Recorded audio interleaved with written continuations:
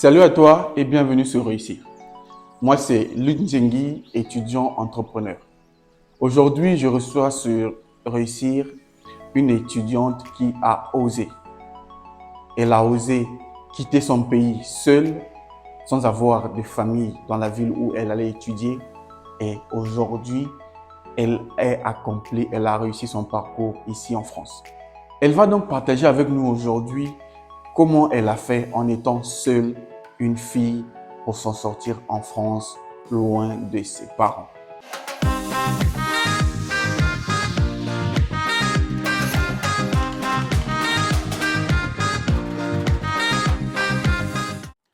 Bonjour Cathy, Bonjour King, content de te recevoir sur Réussir. merci de m'avoir invité.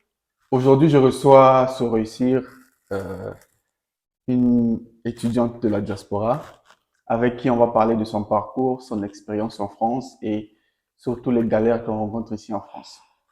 Alors, peux-tu déjà te présenter pour les gens qui nous suivent? Merci.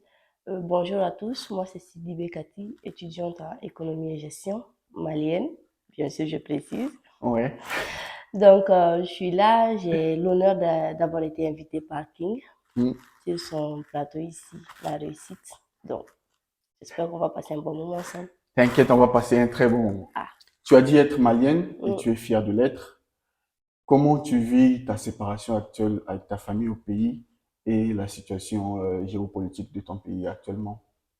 Pour être tout à fait honnête, je dois te dire que c'est pas vraiment facile.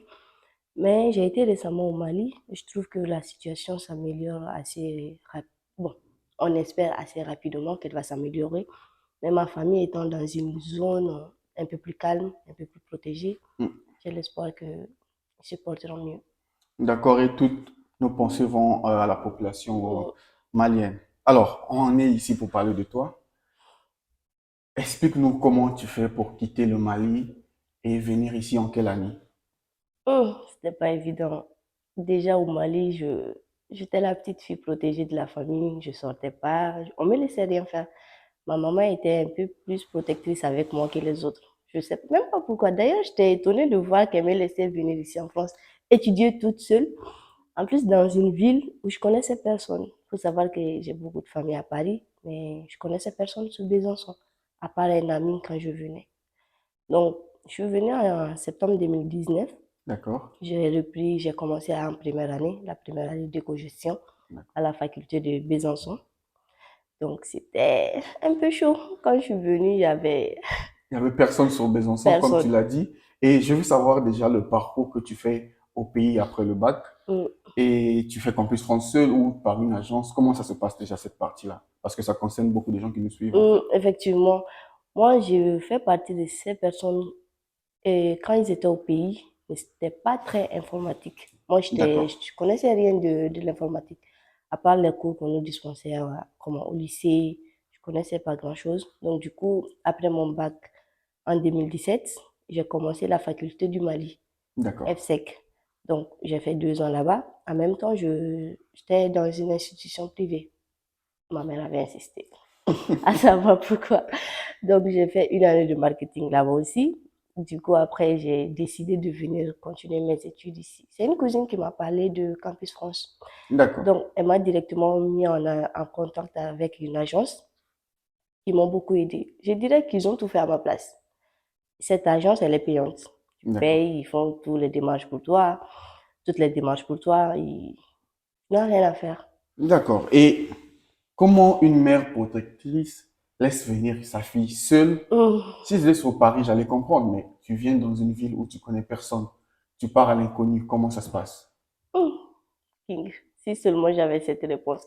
Mais j'aime croire que malgré cette protection et comment insistante qu'elle avait vis-à-vis de moi au Mali, je me dis qu'au fond d'elle, elle s'est toujours dit, oui, Cathy, c'est quelqu'un qui saura savoir où aller, qui saura D'accord. se débrouiller par elle-même. Donc, je pense que c'est pour ça qu'elle m'a laissé venir.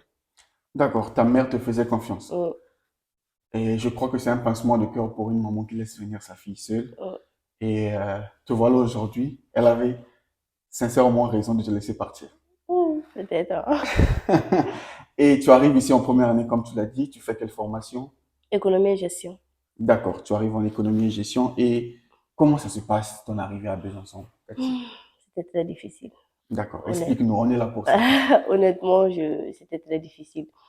Mais heureusement, il y a toujours de très bonnes personnes dans cette vie. Et D'accord, je les remercie directement aussi pour ça.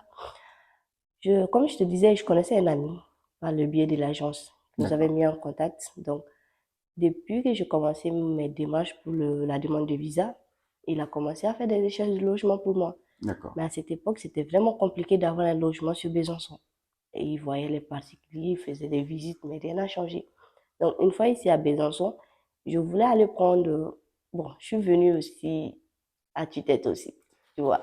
Donc, je suis tu venue, étais têtu, toi. voilà, j'avais pas de logement, mais je devais quand même venir. J'allais pas D'accord, rester à Paris ou au Mali. Donc, d'accord, il fallait forcément venir. Donc, une fois ici, j'avais en tête de prendre les chambres nuitées du Crous. Et d'accord, malheureusement pour moi, j'avais pas de chance. Il y en avait plus. Donc, d'accord, du coup, j'ai squatté un peu chez quelques Maliennes qui m'ont beaucoup aidé aussi. Donc, d'accord. et après, miraculeusement, j'ai retrouvé une amie d'enfance depuis le Mali Ah qui ouais, déménageait sur Besançon en même temps. Elle était sur Dijon. Elle déménageait sur Besançon, qui m'a qui m'a hébergée pendant plus de mois. waouh. Le temps d'avoir un logement, franchement, ça m'a beaucoup aidé. Ouais, on remercie toutes ces personnes, Franchement, merci, hein. je pense. C'était chaud. C'était très chaud. Et tu arrives, tu as cette chance-là sur le côté social, tu rencontres des amis qui Mm, t'hébergent le temps que tu t'installes. Et comment ça se passe sur le plan académique? Parce que tu m'as dit tout à l'heure que tu ne savais pas faire les procédures mm, administratives. Et comment ça se passe? Parce que tu es ici en ligne, en fait. C'était difficile, c'était compliqué. C'était très compliqué, surtout la première année. Déjà, de un, j'étais en retard d'une semaine, d'une, 2 semaines.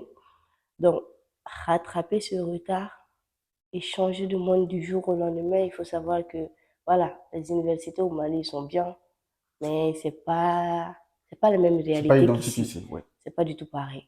Donc, j'ai eu beaucoup de difficultés ma première année ici en France, surtout le premier semestre. J'ai beaucoup galéré. Ah oui, Mais finalement, tu t'en sortis parce que je pense qu'il y a des structures qui vous accompagnent oui, dans ça. effectivement. Heureusement pour ça aussi, hein. D'accord. J'ai eu la chance de rencontrer des gens vraiment géniaux à la fac, de super amis, des gens qui te boostent au fait, qui t'encouragent à étudier encore plus. Je pense savoir de qui il s'agit, mais bon. Mais Alors, toi aussi, tu en fais partie. merci et dis-moi tes impressions. Tu quittes le Mali, c'est une première fois en Europe. Quelles sont tes impressions par rapport à la culture, l'environnement? Comment tu vis ce moment-là en fait? Honnêtement, quand j'ai quitté l'aéroport, je m'attendais à avoir plus de gratte-ciel.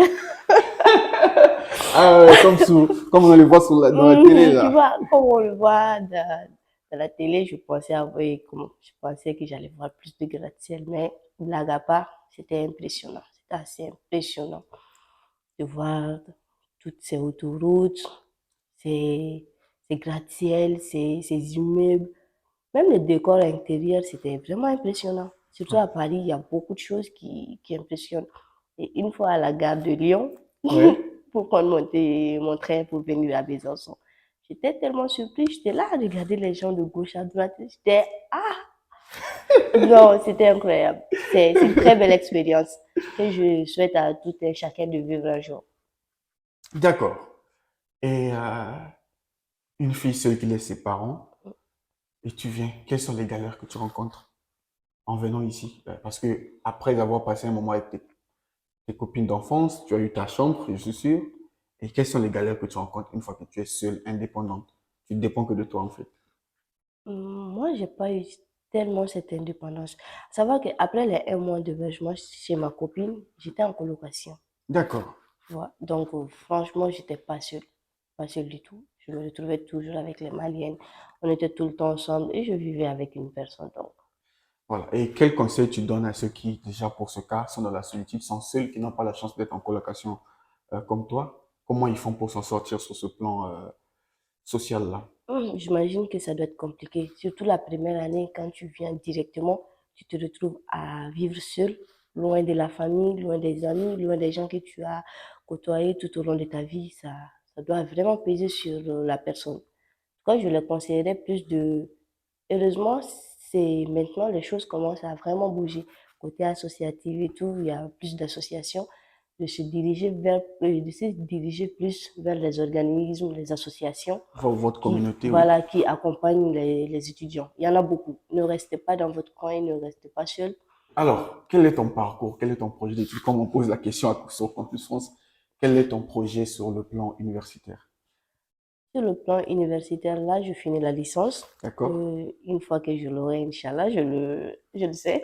Et croise les doigts. Mais oui, c'est la fac quand même. Il faut bosser, mais bon. Hmm, Donc, je disais donc, je compte et continuer un master en RH, d'accord, ressources humaines. d'accord. Et après, continuer en doctorat ou Ah intégrer non, le non, monde non, professionnel? pardon, j'intègre direct le monde professionnel si j'ai la possibilité, bien sûr.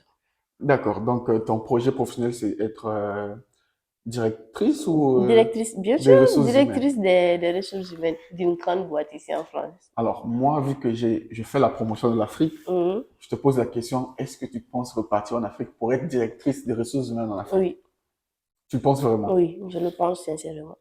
D'accord. Donc, vous voyez que nous, la jeunesse africaine de la diaspora, nous pensons à repartir en Afrique parce que tout se passe là-bas. Mais oui, il y a encore beaucoup de choses à réaliser là-bas, Oui. surtout au Mali. On vient acquérir des connaissances ici, c'est pour aller les mettre en pratique en Afrique. Non, franchement, ici, je me plains pas. C'est un très beau pays. C'est, c'est une belle découverte pour moi. Oui. J'ai eu cette chance inouïe de pouvoir voyager seule, de venir découvrir plein de choses par moi-même.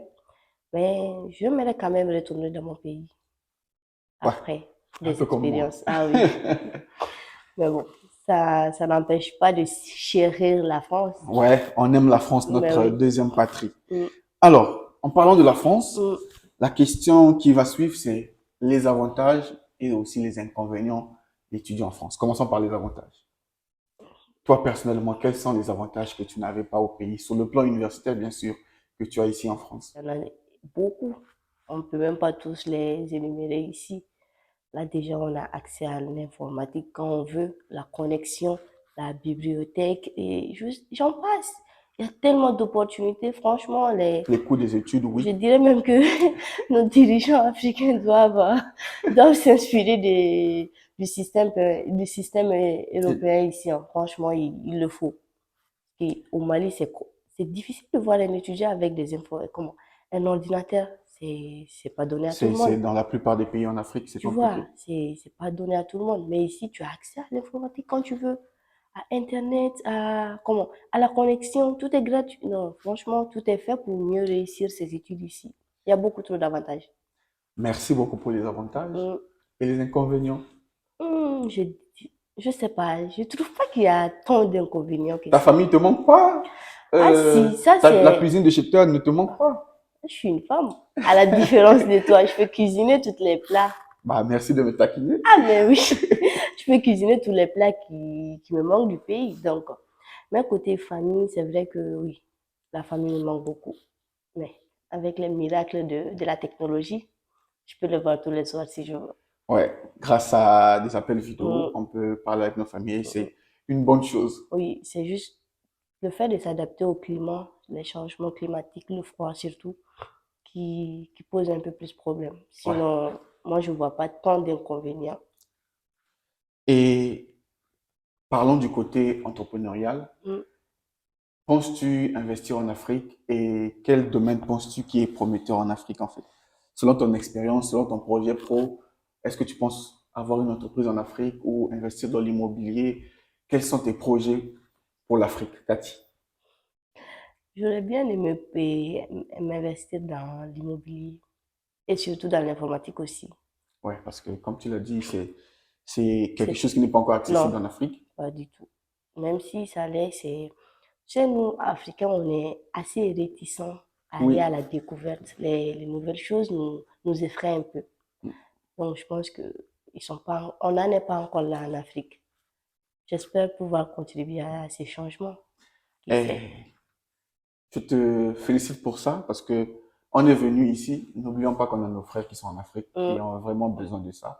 Nous, on a l'accès aujourd'hui, même sur les ressources humaines, ton expertise, tu pourras les mettre en pratique par une école de formation Mm. ou peu importe. Alors, on va bientôt finir. Quel est le conseil que tu donnes aux jeunes filles surtout qui sont au pays, qui hésitent à venir seules, à l'inconnu? Quel conseil tu les donnes? Je leur dirais de ne pas hésiter, hein. N'hésitez surtout pas. C'est toujours un plus de voyager. Surtout le voyage, c'est... L'école, c'est important. On apprend beaucoup de choses à l'école, mais le voyage cultive plus. On apprend D'accord. plus en voyageant. N'hésitez surtout pas. Venez apprendre de nouvelles choses. Venez changer d'environnement et surtout sortez de votre zone de confort. C'est très important. Hmm. Là, vous avez un conseil d'une fille qui est venue en France seule. Donc, veuillez appliquer, arrêtez d'être réticent. Alors, j'étais très content de te recevoir sur Réussir. Ah, très contente aussi. Content de te voir réussir. Quand tu es arrivé seul, tu ne savais pas où est-ce que tu allais, mais aujourd'hui, tu es accompli. Mm. Tu es dans une association. D'ailleurs, comment ça se passe avec votre association? Ouais, c'est super. Franchement, je m'étais jamais mêlée à les histoires d'associations au pays. Donc, c'était une première pour moi ici en France. J'aime bien. Je suis enthousiaste, voilà, je m'investis un peu plus. C'est bien. Je rappelle que tu étais vice-présidente quand même, hein. Hmm. Pour une fille de sa maman. Ah, ben oui, Et c'était bien. les avantages d'être dans une association, qu'est-ce que ça t'apporte en fait? Ça, c'est sur le plan, on va dire, professionnel ou social. Quel conseil tu donnes à ceux qui ne veulent pas s'investir dans les associations? Ils disent qu'ils n'ont rien à gagner. Ah, il y a beaucoup de choses à gagner, hein. N'hésitez surtout pas. Il y a beaucoup de choses à gagner. Moi, personnellement, je dirais, j'ai gagné en assurance. J'ai gagné en prise de parole. Là, j'arrive mieux à m'exprimer. Et surtout, j'arrive à coordonner les choses. D'accord.